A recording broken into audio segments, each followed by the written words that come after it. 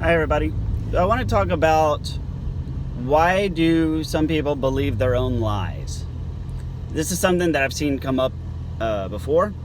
It's something that I've experienced myself in dealing with people. From my experience, one of the things that I think leads to it, and so let me start by saying that pathological lying and pathological liars, it's pretty deep water to swim into to begin with. So there's a number of different causes, reasons, motivations behind it. I can't possibly dissect the entirety of pathological lying in one video. But from my experience with narcissists and narcissism, there seems to be a very, at least prominent motivation for it and reason. So that is one of the things that narcissists tend to do, because the way they process the world, and I've got other videos on this, the way they process the world is through this layer or this persona, which is known as the false self, right? So they have their true self, which is like their inner child, and a narcissist on the inside typically has very low self-esteem. They feel like a loser. They grew up hearing it from adults all the time. Maybe they had an abusive parent that didn't want them, or their parents were either abusive or drug addicts or abusive drug addicts. And so as an adult, they still feel worthless. They've had that beaten into them, except now that as an adult, they have this motivation to go out and achieve and to be better than their parents. And there's a number of other causes and motivations behind it. But the point of it is, there's this false self layer that they use to interact with the world. A lot of it is like choreography, or like a relay, or even like a proxy kind of psychology. So, for example, if I grow up, I'm still the beat down little child on the inside, but outside, I'm Bob, the successful engineer, the family man, the leader of the bowling team, those types of labels, right? That's the image I project. But on the inside, I'm still that beaten down, downtrodden little child.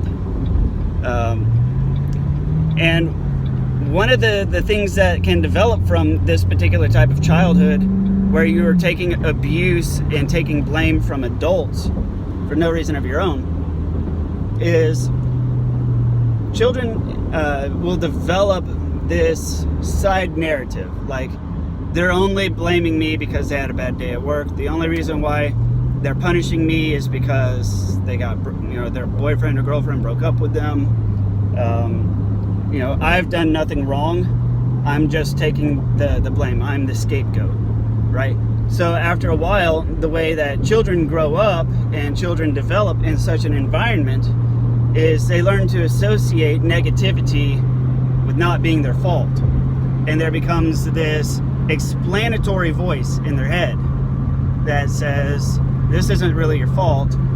Somebody's only saying this because they're jealous. They're only saying that to you because they can't handle their own problems and they want to blame you. And as an adult, that carries through from childhood into adulthood. And what you end up with is you end up with an adult that has two inner voices, not just one. They have the same normal inner voice that everybody else has, the internal dialogue and monologue.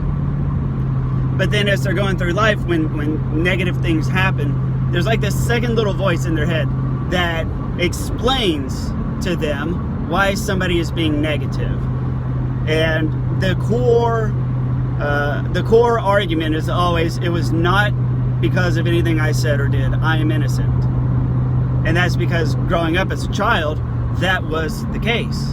But as an adult, they cannot process cause and effect nearly as well.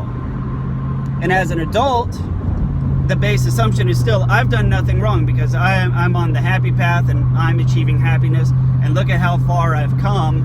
I've been doing really great. I've made a lot of progress in my life. All this negativity is not born of me. they're only saying that because they're jealous because I got a raise and they didn't. They're only saying that because I bought a new car and they still got that clunker. You know, the only reason why they're mad at me is because they're having problems right now. Or maybe they're not getting laid. So there's that second voice that adds context to the first. And so what that sounds like is whenever you go to them and you say something like, I don't like you going out, staying out late at night because I have to worry about you driving drunk and I have to worry about what's going on. I don't want you going to a strip club. Bad stuff happens at strip clubs. And the narrative is they're only saying, he or she is only saying that because they're jealous that I'm going to go out and have a good time and they're not. And because I'm going to be having a better time than they are. And it may actually be legitimate concern. Like, no, I've seen you go out before. I've seen you get drunk before. You don't have any self-control and you're not going to be able to drive home safely. You could be in an accident. You could get a DWI. Heaven forbid, you could kill somebody. And I'm not comfortable with that. Translates into, they're just actually jealous that I'm going to be having fun and they're not. And it's out of jealousy.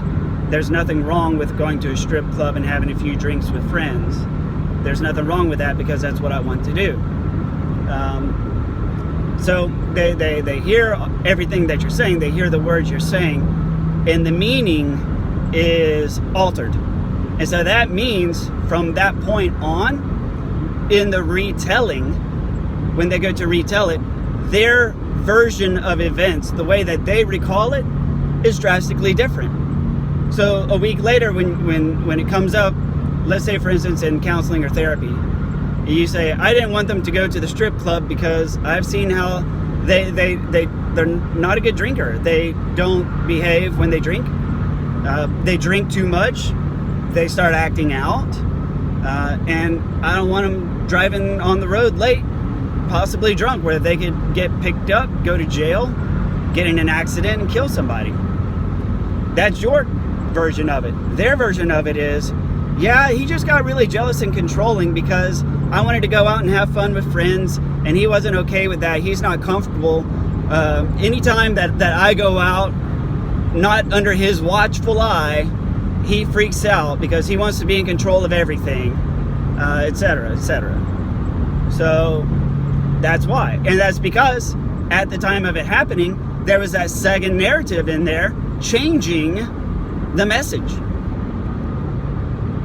to the purpose of removing any fault or wrongdoing on their part.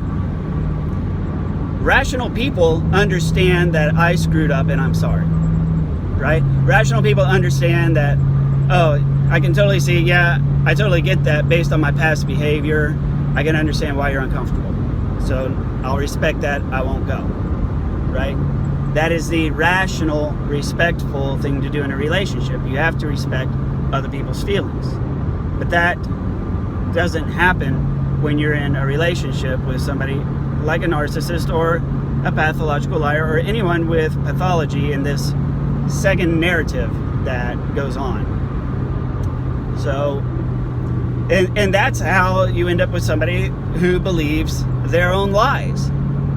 They believe their own lies because it got input as a lie to begin with. It got input as a lie to begin with.